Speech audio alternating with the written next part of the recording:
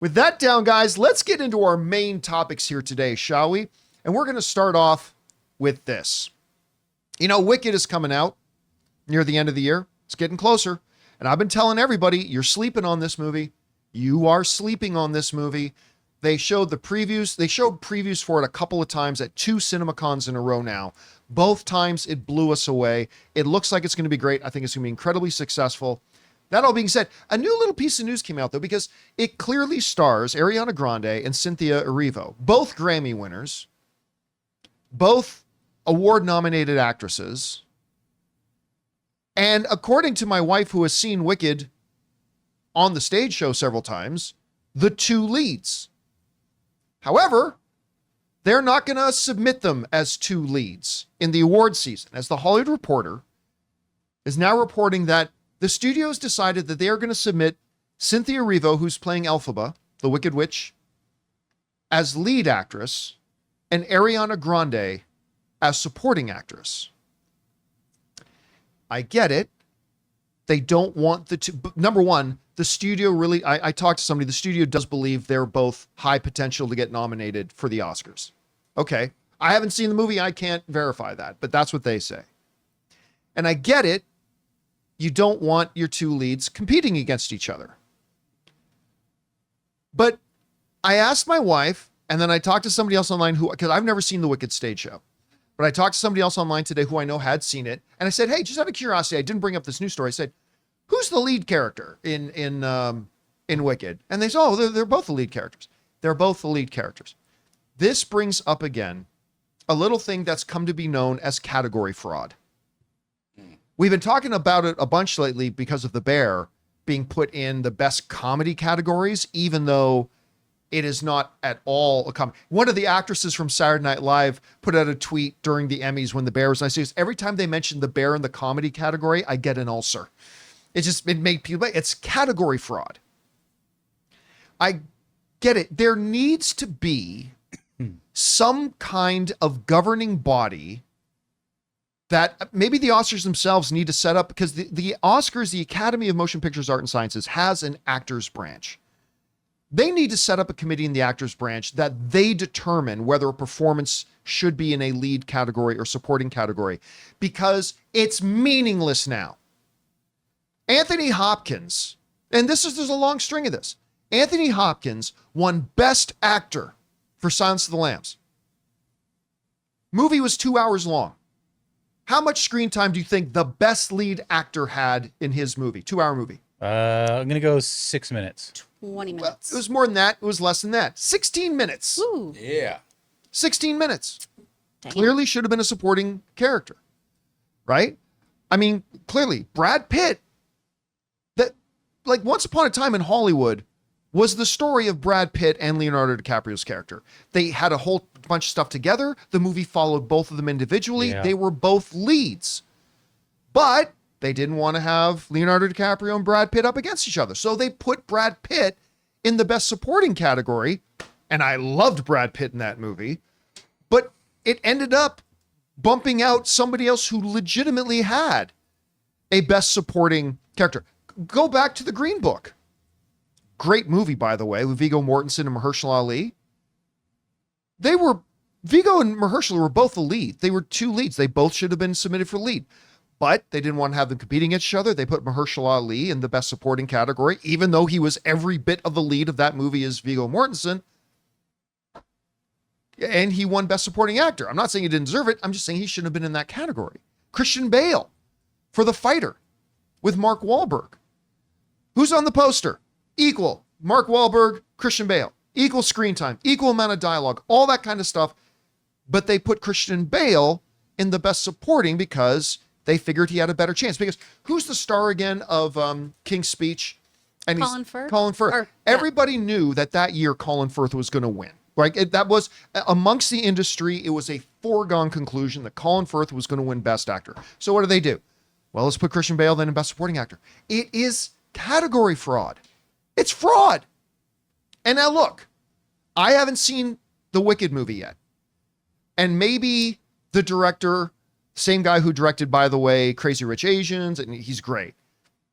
maybe his iteration legitimately has Elphaba as the lead character, and maybe Galinda, played by Ariana Grande, is going to have a lesser role, and maybe this is all legitimate. But if it is going by the stage play, the people I have talked to have seen is saying, no, Wicked is about the two of them. It's about both. It's equal.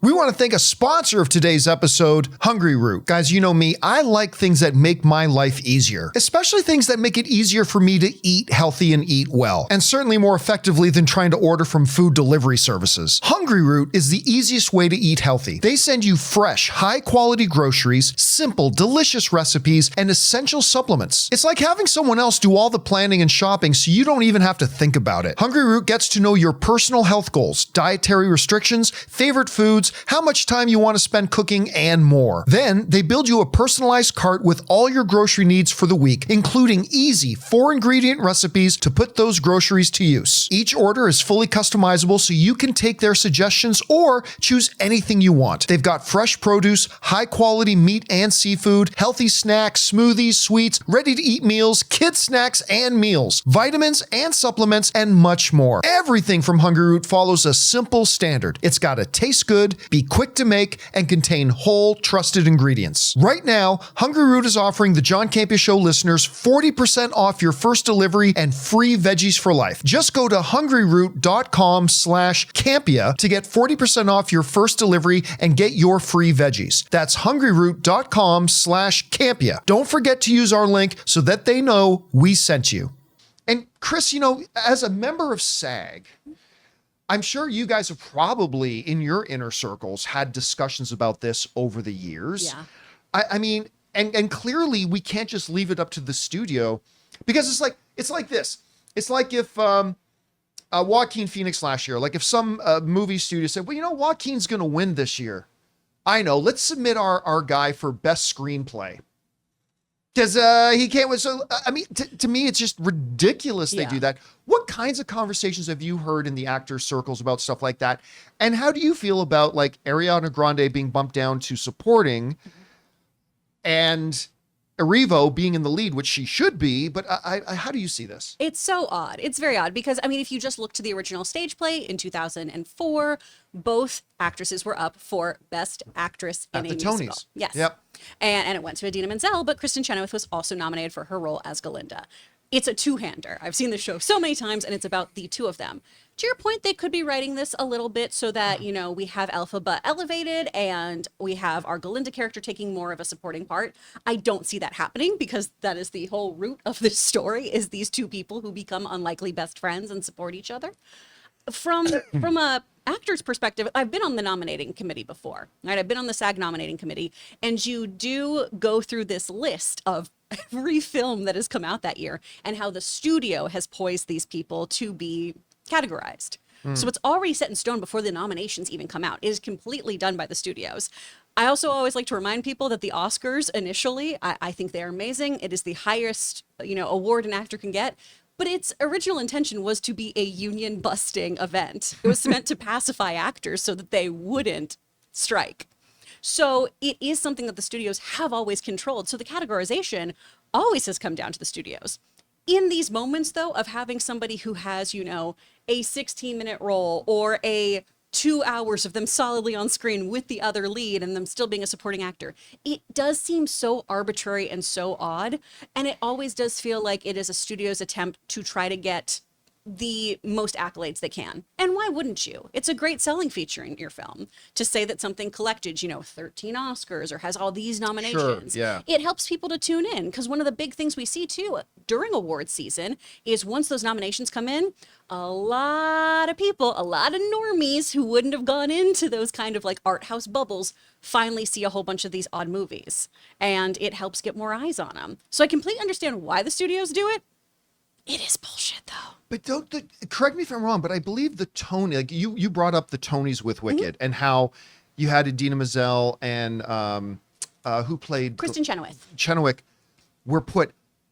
I believe the Tonys make the determination as to what is a lead. So I think because I think the production wanted one in lead and one in supporting, but the Tony said no. They're both leads. Both leads. So both. I really feel like the Oscars should do that as well. I Like, think they should. I think they should have a standard. I think that helps a lot. And, you know, all it comes down to, too, is if you have two incredible actresses in something, I mean, you can have them go against each other, but doesn't it elevate the award there? If it is truly like the best leads, the best supportings in the categories that make sense to them, I feel like that only elevates your win and makes it go, yeah, I actually was the best performer in this category this year. And my peers voted for it in a very fair and balanced kind of way. and doesn't it devalue the best supporting actor category a bit if you're using it as an also and like, oh, we can't win here, so let's move him over here to win an award. Like, Yeah. I feel like that devalues what it should be because, listen, supporting performances in movies are very unique from lead performances in movies. And without great supporting performances, movies cannot live up to their potential. And I really feel that the people who play those roles, who play those supporting roles, which are unique from lead roles, they need to be honored.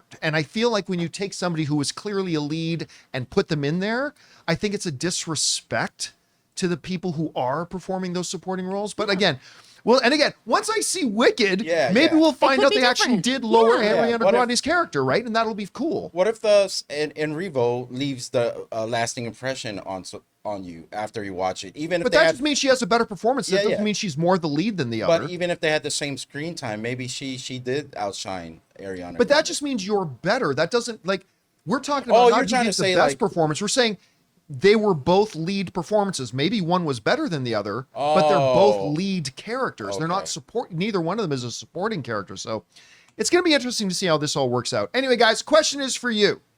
What do you think about this? The studio seems to believe that they both have awards potential and they're getting ahead of the game. They're preemptively saying one's going to be lead and one's going to be supporting.